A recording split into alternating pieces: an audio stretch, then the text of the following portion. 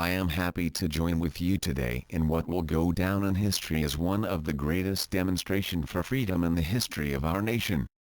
48 years ago, a great American, in whose symbolic shadow we now stand today, gave a speech that brought to light the travesties of the African American people, whose message was so profound, transcended the barriers of color and spoke to the civil liberties of all Americans. A dream so powerful, that it changed the face and history of America.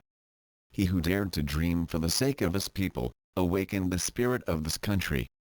The people united. This momentous speech came as a great beacon light of hope to Americans who had been seared in the flames of withering injustice.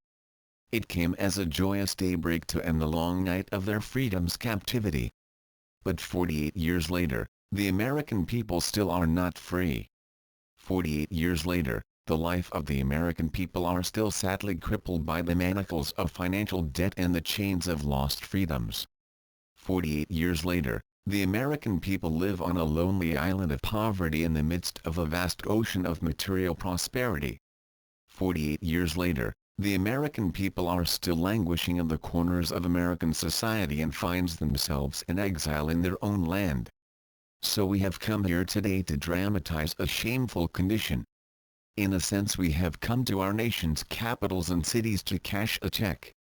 When the architects of our republic wrote the magnificent words of the Constitution and the Declaration of Independence, they were signing a promissory note to which every American was to fall heir. This note was a promise that all men would be guaranteed the unalienable rights of life, liberty, and the pursuit of happiness. It is obvious today that America has defaulted on this promissory note insofar as her citizens of non-bankers and non-corporations are concerned. Instead of honoring this sacred obligation, America has given her people a bad check, a check which has come back marked insufficient funds. But we refuse to believe that the Bank of Justice is bankrupt. We refuse to believe that there are insufficient funds in the great vaults of opportunity of this nation. So we have come to cash this check, a check that will give us upon demand the riches of freedom and the security of justice. We have also come to this hallowed spot to remind America of the fierce urgency of now. This is no time to engage in the luxury of cooling off or to take the tranquilizing drug of gradualism. Now is the time to make real the promises of democracy. Now is the time to rise from the dark and desolate valley of financial slavery to the sunlit path of monetary justice. Now is the time to lift our nation from the quicksands of financial tyranny to the solid rock of brotherhood. Now is the time to make justice a reality for all of God's children. It would be fatal for the nation to overlook the urgency of the moment. This sweltering struggle of the American people's legitimate discontent will not pass until there is an invigorating triumph of freedom and equality. 2012 is not an end, but a beginning. Those who hoped that the American people needed to blow off steam and will now be content will have a rude awakening if the nation returns to business as usual. There will be neither rest nor tranquility in America until the American people are granted their citizenship rights.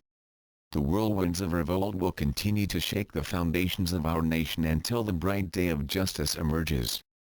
But there is something that I must say to my people who stand on the warmer threshold which leads into the palace of justice. In the process of gaining a rightful place, we must not be guilty of wrongful deeds. Let us not seek to satisfy our thirst for freedom by drinking from the cup of bitterness and hatred. We must forever conduct our struggle on the high plane of dignity and discipline. We must not allow our creative protest to degenerate into physical violence. Again and again we must rise to the majestic heights of meeting physical force with soul force.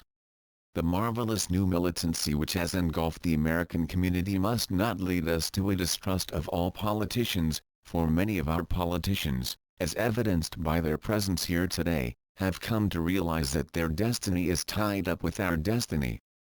They have come to realize that their freedom is inextricably bound to our freedom. We cannot walk alone. As we walk, we must make the pledge that we shall always march ahead. We cannot turn back.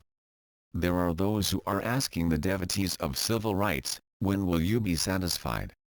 We can never be satisfied as long as an American is the victim of the unspeakable horrors of police brutality and war. We can never be satisfied, as long as our bodies, heavy with the fatigue of travel, cannot gain employment from the rural lands of farms to the businesses of the cities. We cannot be satisfied as long as the American's basic financial mobility is from a smaller debt to a larger one. We can never be satisfied as long as our children are stripped of their selfhood and robbed of their dignity by decisions and actions stating for bankers and corporations only.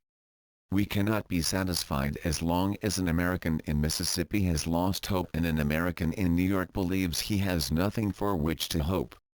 No, no, we are not satisfied, and we will not be satisfied until justice rolls down like waters and righteousness like a mighty stream. I am not unmindful that some of you have come here out of great trials and tribulations.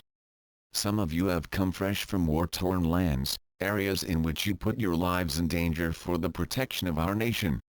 You, the warriors of our nation, have sworn an oath to protect the people from threats both foreign and domestic. I say to you today, we still need your help. There are those of us who are practicing our constitutional right to assemble in order to influence and revive our great nation. We require your focus and discipline to achieve our peaceful goals. Do not forget, you are an American citizen first before you are an Army, Navy, Marine, Air Force, or National Guard personnel. Some of you have come from your offices at the state and federal governments. You have been working hard to try to come up with a solution to our failing economy. You, the politicians of our nation, have sworn an oath to serve the American people. I say to you today, you need to listen to us. Our country is based on the freedoms that are endowed to us by our Creator and protected by the Constitution. Our freedoms is what makes our country great. To take away our freedoms, is to take away the very thing that makes us Americans. Do not forget, you serve the American people, not the bankers and corporations. Some of you have come from the Occupy movements, areas in which your quest for freedom have left you battered by the storms of persecution and staggered by the winds of police brutality. You have been the veterans of creative suffering. Continue to work with the faith that unearned suffering is redemptive. Go back to New York City, go back to Los Angeles, go back to Oakland, go back to Denver, go back to Salt Lake City, go back to the capitals and cities of our great nation, knowing that somehow the situation can and will be changed. Let us not wallow in the valley of despair. I say to you today, my friends, so even though we face the difficulties of today and tomorrow, I still have a dream. It is a dream deeply rooted in the American dream. I have a dream that one day this nation will rise up and live out the true meaning of its creed. We hold these truths to be self-evident, that all men are created equal. I have a dream that one day in the cities of our great nation, the sons of former protester and the sons of former police officers will be able to sit down together at the table of brotherhood. I have a dream that one day even Washington, D.C., a city-state sweltering with the heat of injustice, sweltering with the heat of oppression, will be transformed into an oasis of freedom and justice. I have a dream that all of God's children will one day live in a nation where they will not be judged by the amount of their bank accounts but by the content of their character. I have a dream today. I have a dream that one day, down in Washington, D.C., with its vicious lobbyists, with the president having his lips dripping with the words of interposition and nullification. One day right there in Washington, D.C., African and Caucasian Americans will be able to join hands with Asian and Middle Eastern Americans as sisters and brothers in financial prosperity and freedom. I have a dream today.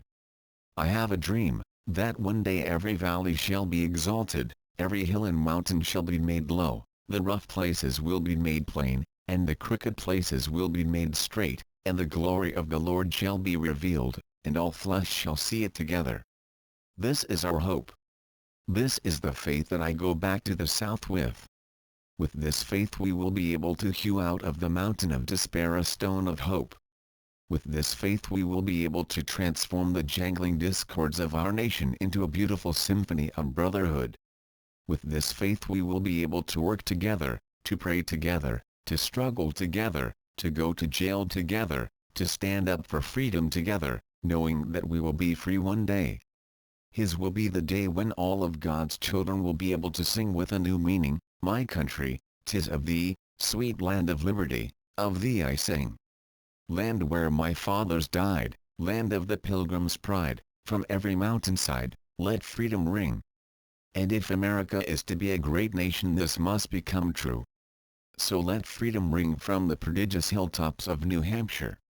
Let freedom ring from the mighty mountains of New York. Let freedom ring from the heightening Alleghenies of Pennsylvania. Let freedom ring from the snow-capped